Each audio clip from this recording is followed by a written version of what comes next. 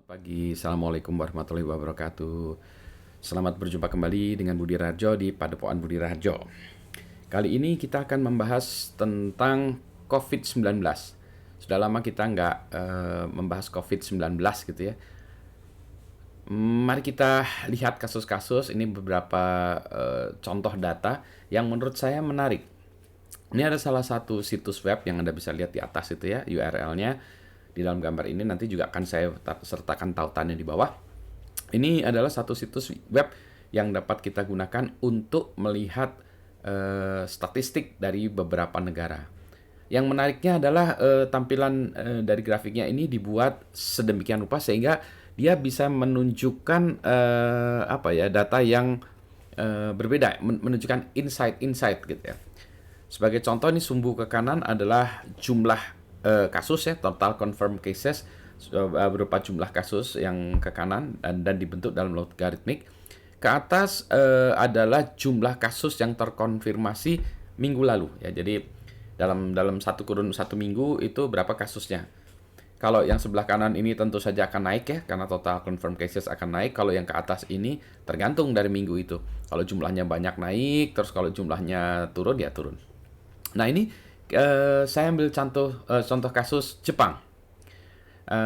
Orang-orang bercerita tentang apakah kita sudah mencapai puncaknya, apakah mendapatkan puncak lagi. Nah kalau kita run ini ya, ini sebenarnya hasilnya kayak gini. Tapi kita lihat run ini ya, kita bisa lihat pergerakannya. Kalau yang garis itu adalah doubling time ya. Jadi kalau kasusnya terkonfirmasi 2 kali gitu ya. Nah, kalau kita lihat, pada satu titik Jepang mencapai puncaknya, terus kemudian turun ya, jumlah confirm casesnya turun. Ya, jadi itu. Jadi ada confirm cases, jadi stabil di situ gitu ya. Dan ternyata kasusnya nanjak lagi ya. Jadi ini bisa dilihat bahwa ya ada 2 puncak ya, confirm casesnya tuh melonjak gitu. Dan sekarang sudah mulai turun lagi. Dan kalau kita lihat juga jumlah confirm casesnya itu naik ya, naik dari sebelumnya. Jadi kalau sebelumnya di sini, sekarang di sini ya. Kita juga bisa pilih negara lain. Contoh kita pilih yang ramai juga South Korea. Bisa kita lihat South Korea hasilnya kayak gitu. Tapi yang Jepangnya kita hapus dulu ya supaya nggak mengganggu gambarnya. Jepang. Nah kita run lagi ya. Kalau kita lihat run, ini juga bisa gitu ya. Kasusnya bertambah dengan cepat, kemudian puncaknya sudah tercapai, turun, gitu ya. Yang sebelah kanan jumlah total kasusnya lebih sedikit dari Jepang ya. Turun terus, wah ini jadi hampir berhenti ya. Terus sampai di bawah, malah di bawah berapa itu, di bawah 4 orang ya dalam seminggu. Jadi kayaknya udah bagus sekali ya. Terus kemudian naik lagi. Ternyata naik lagi, kalau ini tuh sekitar 3.000-an ya, 3.000, 2.000 atau 3.000, 3.000 ya confirm cases. Weekly confirm cases 300, sorry maaf. Ratusan bukan ribu. Ya. Kalau yang di sini adalah 1.000 ya, jadi 1.000 confirm casesnya naik. Puncak, turun. Nah puncak keduanya dia tidak terlalu tinggi ya, turun lagi. Ini Korea Selatan. Kalau yang digadang-gadang orang kan New Zealand ya, New Zealand yang dianggap bagus ya. Kita lihat New Zealand seperti apa kasusnya. New Zealand itu seperti ini. Nah dia lebih kecil ya. Kalau gitu kita South Korea-nya kita matikan ya. South Korea kita matikan. South Korea kita matikan. Kita run lagi. Nah dia bentuknya seperti ini ya. Awal-awal. Jadi jumlah yang terkonfirmasi kasusnya juga sedikit ya. Terus dia, ya maklum negara kecil ya, terus dia turun drastis sampai jumlah kasus per mingguannya itu hanya 2 orang ya, sampai nggak ada kasus ya bahkan gitu ya. Ya terus kemudian tiba-tiba bangkit lagi ya, ada masalah lagi ya, naik lagi gitu ya. Ini kalau Anda lihat sebelah kiri itu ada tanggal, kiri bawah ini ada tanggalnya gitu ya, jadi bisa kelihatan juga tanggalnya kapan dia mulai balik lagi kejadiannya gitu ya, naik lagi gitu. Memang jumlah kasus per minggunya sedikit ya kalau kita lihat di sini puncaknya. Yang ini juga new weekly confirmed cases itu cuma 79. Tapi ini menunjukkan juga ada puncaknya lagi dan kemudian tertangani lagi. Kalau kita lihat Malaysia, negara tetangga kita gimana ya Malaysia ya? Malaysia karena jumlah kasusnya lebih banyak, yang New Zealand kita tutup aja ya. Malaysia gimana? Kitaran ya awalnya naik ya, nanjak seperti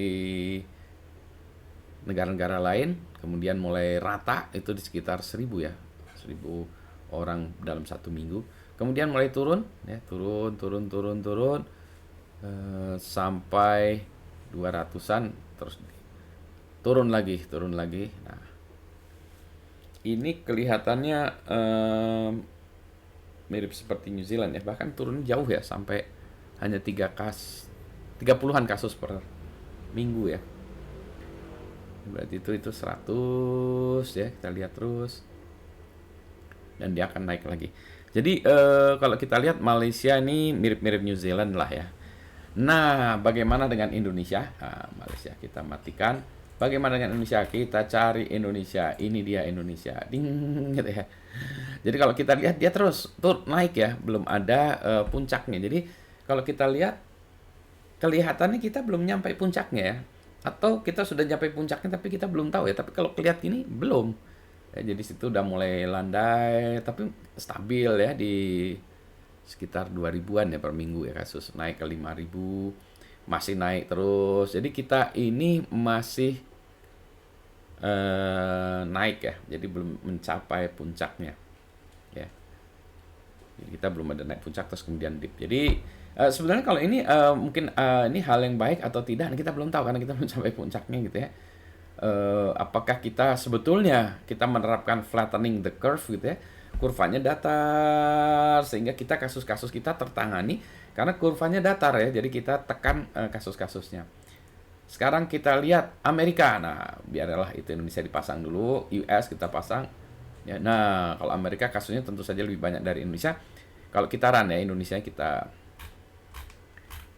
disable dulu, kita lihat biar bersih dulu. Indonesianya kita angkat dulu, kita lihat Amerika pun ngebut ya, bahkan dia ininya pertumbuhannya cepat sekali gitu ya. Kemudian dia mulai datar, itu sekitar banyak ya datarnya, itu 200.000 kasus per minggunya ya. Terus turun,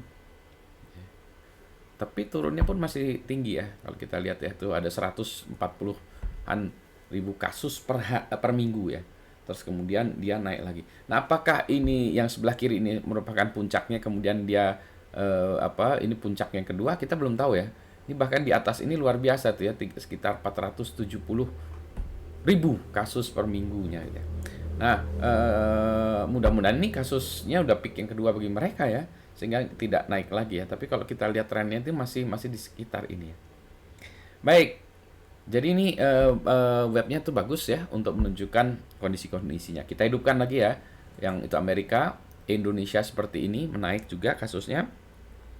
Kita masukkan apa lagi ya, Jepang kita masukkan Jepang dulu. Jepang itu di atas itu ya, dia totalnya lebih sedikit, kelihatan ininya tadi ya. South Korea, Malaysia, ini juga Malaysia sekalian. Malaysia, New Zealand,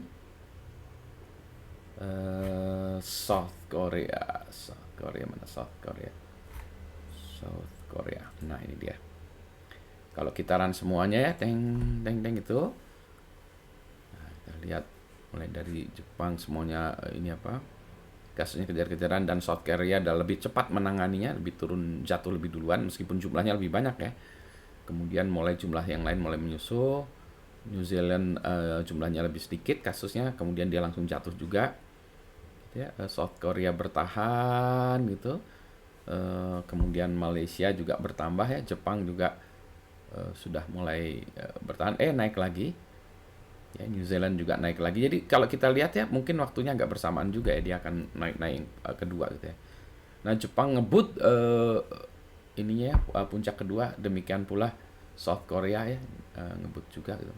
Tapi mereka berdua ini, South Korea dan Jepang, kemudian turun dengan cepat lagi, sementara Indonesia dan Amerika masih terus.